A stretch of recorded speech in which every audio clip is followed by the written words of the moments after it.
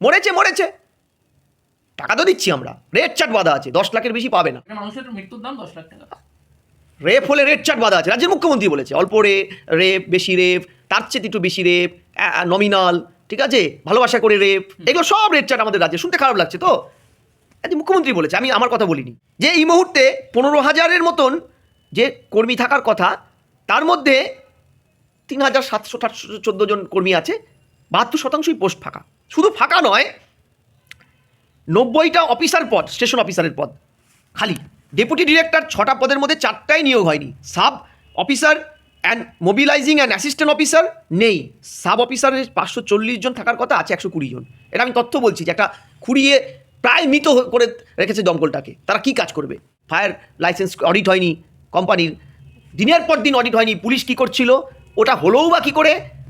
যৌতুকগৃহ কলকাতার আশেপাশে, যখনই আগুন লেগে লোক মারা যায় তখন বলে জানা যায় ফায়ার রিনিউয়াল হয়নি। তার ফায়ার দপ্তরটা কি করছে? পুলিশ কি করছে? তোলা তুলছে। আন্তর্জাতিক সংরক্ষিত এলাকা, রামসই ঘোষণাপত্রের পার্ট ওটা, এই যে যেটাকে বুঝিয়ে নিয়ে হয়েছে, এই অংশটায় জলাভূমি 30% মমতা ব্যানার্জি ক্ষমতা আসার পরে বুঝে গেছে, জাস্ট বুঝিয়ে দেওয়া হয়েছে 30%। আন্তর্জাতিক আইন বুড়ো আঙুল দেখিয়ে গুন্ডা ছাড়াতে চলে যান ভবানীপুর থানায়, আমি গুন্ডা কন্ট্রোল করি, হুঙ্কার দিয়ে পুলিশ মন্ত্রী। কই মুখ্যমন্ত্রী পৌঁছালেন না কেন? কেন পৌঁছাতে পারলেন না? উত্তর আছে নাকি মানুষগুলোর কোনো মূল্য নেই জীবনের? স্যার, আনন্দপুরে এত বড় একটা অগ্নিকাণ্ড, এখনো পর্যন্ত একাধিক লোক মৃত এবং তার থেকেও বেশি লোক নিখোঁজ, এবং রাজ্য সরকারের এর উপর তেমন কোনো স্টেটমেন্ট নেই। মুখ্যমন্ত্রী তিনি আজকে ছোট্ট একটা স্টেটমেন্ট দিলেন যে কোম্পানির তরফ থেকে কিছু টাকা দেওয়া হচ্ছে এবং রাজ্য সরকারও কিছু টাকা দিচ্ছে। এইখানেই কি যথেষ্ট? যথেষ্ট তো, আর কি চাইছো? আমাদের রাজ্যে সব কিছু আছে, রেড চার্ট বাঁধা আছে। তুমি বাড়িতে কেউ মারা গেলে আমরা 2,000 টাকা দিই, জন্ম থেকে মৃত্যু সমব্যথী বলে না, সব কিছু আমাদের রাজ্যে আছে। তার কি চাইছো? মরেছে মরেছে, টাকা তো দিচ্ছি আমরা, রেড চার্ট বাঁধা আছে, 10 লাখের বেশি পাবে না। ও 10 লাখ টাকা করে করে মেকাও, যে কটাকে পাওয়া গেছে। একটা মানুষের মৃত্যুর দাম 10 লাখ টাকা। রেপ হলে রেড চার্ট বাঁধা আছে, রাজ্যের মুখ্যমন্ত্রী বলেছে অল্প রেপ, বেশি রেপ, তার চেয়ে একটু বেশি রেপ, নমিনাল, ঠিক আছে, ভালোবাসা করে রেপ, এগুলো সব রেড চার্ট আমাদের রাজ্যে। শুনতে খারাপ লাগছে তো, রাজ্যের মুখ্যমন্ত্রী বলেছে, আমি আমার কথা বলিনি। প্রশ্নটা হচ্ছে এই যে অগ্নিসংযোগ, রাজ্যের মন্ত্রী একটা প্রশ্নোত্তর পর্বে বলেছিল, আমার পুরো মনে আছে, যে লাস্ট 14-15 বছরে এখানে কি 150টা লোক আগুনে পুড়ে মারা গেছে। সরকারি রিপোর্ট, বরাবরই সরকারি রিপোর্ট জল মিশানো। মৃত্যুটা যে তার 10 থেকে 12 গুণ বেশি, এটা বলার অপেক্ষা রাখে না। তোমার মনে আছে, তুমি বাড়ি যেখানে বসে আছো তার কিছুটা দূরে ঋতুরাজ হোটেল, এই যে এই নাখোদা মসজিদের সামনে বড় বাজার, হোটেলে আগুন লেগে 14টা জীবন্ত মানুষ পুড়ে গেছিলো, তার মধ্যে শিশুও ছিল। তার এখনও চার্জ গঠন কিন্তু হয়নি 9 মাসে। শুধু তাই নয়, এই সরকার ক্ষমতায় আসার পরে স্টিফেন কোর্ট, আমরি ঘটনাগুলো হয়েছিল, কেউ কতটুকু মুআবজা পেয়েছে, ন্যায় পেয়েছে আমরা জানি না, তাই তো? অর্থাৎ একটা সরকার, যে সরকারের আজকের এই যে অগ্নিসংযোগটা, তুমি বলছিলে আনন্দপুরের নাজিরাবাদ, এখানে দুটো ম্যাসিভ কেলেঙ্কারি, দুটো দপ্তরের, এক ভূমি রাজস্ব দপ্তর, একটা দমকলের। আমি কেন বলছি? আমি দমকল দিয়ে শুরু করি, তুমি দমকল দিয়ে শুরু করেছো। খুব গর্ব হয়, ব্রিটিশ ভারতবর্ষে 1820 সালে ভারতবর্ষে প্রথম স্থায়ী অগ্নি নির্বাপক পরিষেবা কেন্দ্র তৈরি করে ব্রিটিশরা তাদের স্বপ্নের শহর কলকাতাতে। এবং লন্ডনের পরে পৃথিবীর সবচেয়ে ভালো পরিষেবা ছিল কলকাতা এর তোমার এই দমকল কেন্দ্রের, পরিষেবা কেন্দ্রের, অগ্নি নির্বাহক পরিষেবা কেন্দ্রের। লন্ডন থেকে 5টা মেশিন আনা হয়েছিল। মুম্বাইয়ে অস্থায়ীভাবে 1803 হলেও এখানে স্থায়ীভাবে হয়েছিল প্রথম ভারতবর্ষে, এবং এশিয়ায় অবশ্যই প্রথম হবে। আজকে সেই গর্বের, সেই এফিসিয়েন্ট দমকল এমন জায়গায় সরকার নিয়ে গেছে যে পাইপে জল দিতে গেলে পাইপে ফুটো। কর্মচারী, তথ্য বলছি, কর্মচারী, তুমি খেয়াল করো যে 2023 সালের 5 জুলাই জাস্টিস দেবাংশু বর্ষাকের এজলাসে একটি মামলা হয় হাইকোর্টে। তিনি প্রচণ্ড ক্ষোভ প্রকাশ করে রাজ্য সরকারকে কাঠগড়ায় দাঁড় করেন, প্রশ্ন করেন যে ওয়েস্ট বেঙ্গল ফায়ার সার্ভিসের অ্যাক্ট অনুযায়ী 50% স্থায়ী পদ, 50% অক্সিলারি ভলেন্টারি পদ, তা আপনারা কী করে 50% অক্সিলারি ভলেন্টারি পদ নিচ্ছেন এবং তাদেরকে অস্থায়ীভাবে তাদের মেয়াদ বাড়িয়েই যাচ্ছে। জানো অস্থায়ী এই দমকলের এই মুহূর্তে সারা পশ্চিমবঙ্গে দমকল কত? 226টার মতন, 26-27টার মতন। অথচ জাতীয় ন্যাশনাল রেকমেন্ডেশন কমিটি বলেছিল এ রাজ্যে 23টা জেলায় জনসংখ্যার ভিত্তিতে ন্যূনতম 2000টা দমকল দরকার। আর এই 226টা দমকলের মধ্যেও যে 15,000 রিক্রুটমেন্টের কথা ছিল, তার চালচিত্রটা দেখো, যে এখানে অস্থায়ী কর্মী ভর্তি, তাদের এক্সটেনশনে বারবার রাখা হচ্ছে, নো ট্রেনিং, নো প্রফেশনালিজম, কিচ্ছু নেই। বাড়তি 1 ঘন্টা করে কাজ করলে 7 রুপিস করে ওদের 1 ঘন্টা পিছু বেতন দেওয়া হয়। ভাবো, আমার এক ভাই কাজ করে, সংসার চালাতে পারে না ওখানে কাজ করে, তাকে বাড়তি কোনো কাজ করতে হয়। এটা দ্বিতীয়।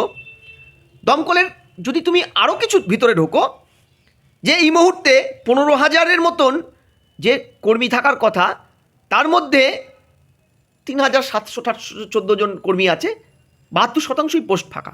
শুধু ফাঁকা নয়, 90টা অফিসার পদ, স্টেশন অফিসারের পদ খালি। ডেপুটি ডিরেক্টর 6টা পদের মধ্যে 4টাই নিয়োগ হয়নি। Sub officer and mobilising and assistant officer নেই। সাব অফিসারের 540 জন থাকার কথা, আছে 120 জন। এটা আমি তথ্য বলছি যে একটা খুঁড়িয়ে প্রায় মৃত করে রেখেছে দমকলটাকে। তারা কি কাজ করবে? শুধু তাই নয়, যে operator, engine operator cum driver যে পোস্টটা, এফইওডি, তাদের শূন্যপদ শুনলে চমকে যাবে।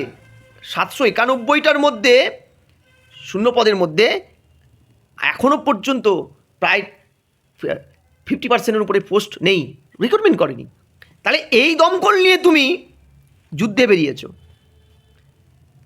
দমকল মন্ত্রীটাকে বেতাজ বাদশাহ সুজিত বসু 32 ঘন্টা পরে গেছেন, তিনি ভুলে গেছিলেন, মানে তিনি না ভুললেও আমরা ভুলে গেছিলাম যে তিনি দমকল মন্ত্রী। এটা না হলে আমি জানতেই পারতাম না উনি দমকল মন্ত্রী। তোমরা প্রেসের লোকজন ঘিরে ধরলে, তিনি যথারীতি বললেন আমার জলাভূমির উপরে বাড়ি বানানোর আমার দায় নেই। তাহলে আপনার দায়টা কি? আগুন লেগেছে আমার, তাও দায় নেই। তার আগে অরূপ বিশ্বাস গেলেন, অবশ্যই মুখ্যমন্ত্রী পাঠিয়েছেন, বোঝাই যাচ্ছে। 10 ঘন্টা 11 ঘন্টা পরে তিনি ঘুম থেকে উঠে একটা দার্জিলিংয়ের চা ফা খেয়ে হাই তুলতে তিনি গেলেন। 11 ঘন্টা পরে গিয়ে বললেন আগুন কন্ট্রোলে এসেছে, কিন্তু ধোঁয়া কন্ট্রোলে আসেনি। তাই তো? ভাবো কিরকম রসিকতা মানুষের সাথে। আসলে মুখ্যমন্ত্রী এগুলোকে পাঠাচ্ছে, যে দপ্তরগুলো দমকলের সাথে যুক্ত নয় তাদের পাঠালে সুবিধা হচ্ছে, জনগণের ক্ষোভটা এদের উপরে আসবে, দমকলের ব্যর্থতা সামনে আসবে না। এভাবে টেস্ট করলো। ফিরহাদ হাকিম তো গিয়ে মিডিয়াকে গালাগালি করলেন, মিডিয়া নাকি দায়ী, মিডিয়া কেন বলেনি, ফায়ার লাইসেন্স অডিট হয়নি কোম্পানির, দিনের পর দিন অডিট হয়নি, পুলিশ কী করছিল, ওটা হলোও বা কী করে? যৌতুকগৃহ কলকাতার আশেপাশে যখনই আগুন লেগে লোক মারা যায়, তখন বলে জানা যায় ফায়ার রিনিউয়াল হয়নি। তার ফায়ার দপ্তরটা কি করছে, পুলিশ কি করছে? তোলা তুলছে। এটা গেল। এবার আসি দ্বিতীয় দপ্তর, ভূমি রাজস্ব। আমি ভুল না হলে ওটা বোধহয় মুখ্যমন্ত্রীর হাতে। এই যে জলাভূমিটা, যেই জলাভূমিটা কলকাতা ইস্ট কলকাতা ওয়াটারল্যান্ড, ইস্ট কলকাতা যে ওয়াটারল্যান্ড বা ওয়েটল্যান্ড, যেই ওয়েটল্যান্ডটা ভারতবর্ষের অন্যতম একটা ওয়েটল্যান্ড, শুধু নয় ইস্ট কলকাতার অক্সিজেন। তাই তো? 71-এ ইরানের রামসরে আন্তর্জাতিক জল সংরক্ষণ চুক্তি হয়, ভারত তার 11 বছর পরে চুক্তিটা সই করে 82-তে করে। সেই সময় আন্তর্জাতিক মঞ্চ ইউনেস্কো তারা ভারতবর্ষের 96টা জলাশয়কে এই হেরিটেজ ডিক্লেয়ার করে, সংরক্ষিত এলাকা দখল করে। ওটা আন্তর্জাতিক সংরক্ষিত এলাকা, রামসই ঘোষণাপত্রের পার্ট ওটা, এই যে যেটাকে বুঝিয়ে নিয়ে হয়েছে। এই অংশটায় জলাভূমি 30% মমতা ব্যানার্জি ক্ষমতা আসার পরে বুঝে গেছে, জাস্ট বুঝিয়ে দেওয়া হয়েছে 30%, আন্তর্জাতিক আইন বুড়ো আঙুল দেখিয়ে। শুধু তাই নয়, এই জলাভূমি ভরাট করে ওখানে অত বড় এরিয়া জুড়ে যখন শিল্পায়ন হয়েছে, তখন সরকার চুপচাপ চোখ বুঝেছিল, এটা তুমি আমি মেনে নেব। রাজ্যের দপ্তরগুলো কী করছিল?